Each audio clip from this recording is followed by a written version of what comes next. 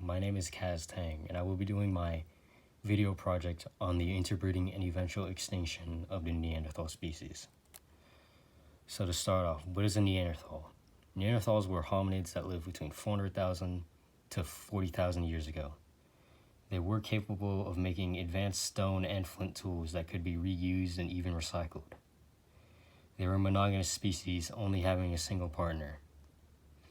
There is proof that the Neanderthal had some control over fire and could even build boats, which they used in sites such as the Mediterranean Sea. They were mostly a carnivorous species and hunted megafauna such as a mammoth, and used their toolset to butcher deer. However, there is proof that the Neanderthal actually cooked vegetables and ate fungi, and were omnivores. A controversial theory in the diet of Neanderthals is that they practiced a form of cannibalism. This could have been out of desperation or as part of a ritual. Evidence of Neanderthal cannibalism can be found in sites such as Aubry Moula in France and El Cedron in Spain. Although this evidence of cannibalism is mostly up to speculation and predictions, and is not an actual theory due to lack of evidence. Finally, the Neanderthal is the closest known ancestor to modern-day humans. Where was the Neanderthal located? The first known fossil of Neanderthal was found in the mid-1800s in the Neander Valley, which is part of modern-day Germany. Although the range of the Neanderthal species was much larger than the Neander Valley, living in parts of Europe and Southwest and Central Asia, also known as Eurasia at the time. As you can see in the diagram in the lower right-hand corner, the Neanderthal lived primarily in cold environments, near glaciers that were in Eurasia at the time. What differences do modern-day humans have compared to the Neanderthal? First of all, and probably the most distinguishable factor of the Neanderthal species, is the greater muscle amount and bone size of the Neanderthal species. Second is the size of the nose, which helped them in colder climates. The Neanderthal also has a much larger brain than Homo sapiens do. This is due to greater body size, however, and not due to being more intelligent. The Neanderthal also has a much more elongated and bigger skull than modern-day humans do. An interesting feature to point out is the occipital bun, which is on the back of the skull, as you can see in the diagram, which is a trait that modern Homo sapiens have inherited from the Neanderthals. Neanderthals also developed much more quickly than modern-day humans do.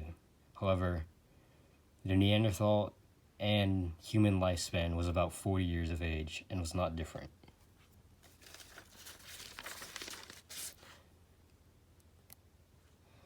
More differences include shorter arms and legs, which kept them warm in the winter, larger brow ridges as seen in the photo in the upper right-hand corner, a lack of chin, and a hunter-gatherer lifestyle compared to a stationary lifestyle that modern Homo sapiens have.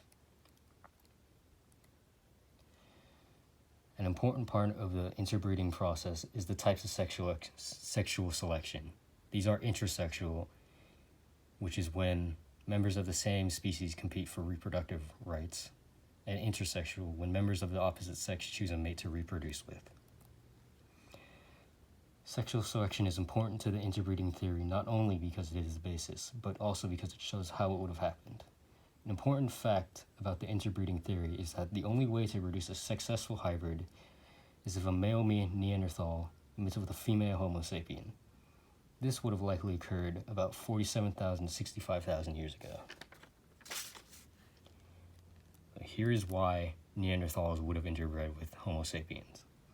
First, male Neanderthals are far more muscular, as previously stated, making them able to outcompete most Homo sapien males and have the right to produce with female Homo sapiens. Studies show that this did in fact happen, and that 12 to 20% of East Asians have Neanderthal ancestry.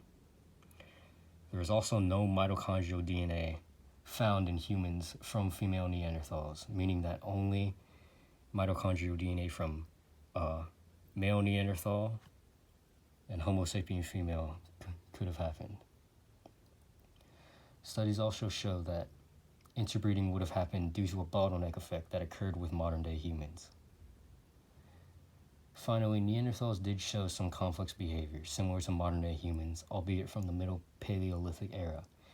This behavior includes complex symbolism in their cave drawings and decorative horns, and some type of complex thought. An example of complex thought is when they held funerals with flowers. There is actually evidence of interbreeding between modern-day humans and Neanderthals.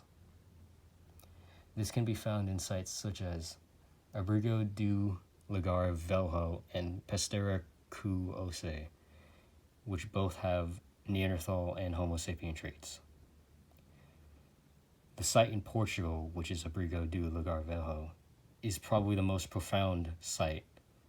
As you can see in the lower right-hand corner, the skull from the child found there dates about 2,000 to 4,000 years after the Neanderthals went extinct. Dating in the Romanian site, Pestera cu Osse, shows 34,000 to 36,000 years of age and has some mixture of human and Neanderthal traits before the extinction of the Neanderthal. In conclusion, the Neanderthal species did go extinct. However, a small portion of the species was saved due to interbreeding with Homo sapiens. We know that interbreeding happened due to the shared traits and adaptations that modern-day humans share with Neanderthals. However, a majority of the Neanderthal species did go extinct due to the mass migration of Homo sapiens from Africa, which also brought many pathogens to the Neanderthal species. This is similar to the European migration into Native America, which led to the eventual destruction of the Native American land. And finally, the small amount of viable offspring that could be produced due to certain standards needing to be in place. Neanderthal females could not produce viable offspring with male Homo sapiens, only male Neanderthals and Homo sapiens, as previously stated. And here is my bibliography.